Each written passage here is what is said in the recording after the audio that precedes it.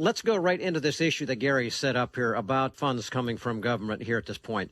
You've talked about, and we talked about before, in most cases, because of what you just cited as the research, because pastors don't really know what ought to be said in regard to certain things, into that picture comes this time when funds have now been appropriated by government, made available to churches, and now it's a question of, well, for many, it's the first time of going through and saying, well, what are the biblical principles? What are the constitutional principles? So where do you go right off on that in the response to churches seeking funds of any type, loan or grant, and there's a distinction there with the churches right now? Just take us into the first point here.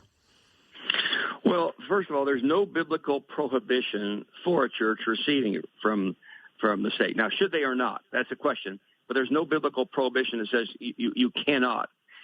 In light of the fact that the government mandated the type of shutdown we're experiencing, this shutdown being so thorough, even involving churches, then there is a certain legitimacy on those churches that desire to receive compensation for that. However, and this is a big question, huge question, if there are any strings attached at all, the church should walk away in a heartbeat. Now, in the current COVID-19 provisions, what's called the PPP from the government, there do not appear to be any strings attached based upon the attorneys I've consulted regarding it.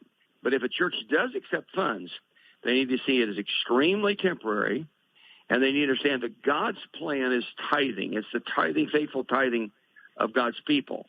And if they do receive them, they need to be very diligent to make sure the same government that supposedly gave them some of their own tax dollars back, that the tax dollars, that is, of the people who attend the churches, that they do not encroach on any of the freedoms. And need to be aware at the same time that there are some long-term consequences of this program, and that is a vastly increased amount of debt on America. So a church could receive them. The church is not prohibited from doing such, but they need to ask some very, very hard questions and be extremely alert. Are there any conditions that could, in the future, control the message of the church? And if that's the case, they should walk away from it.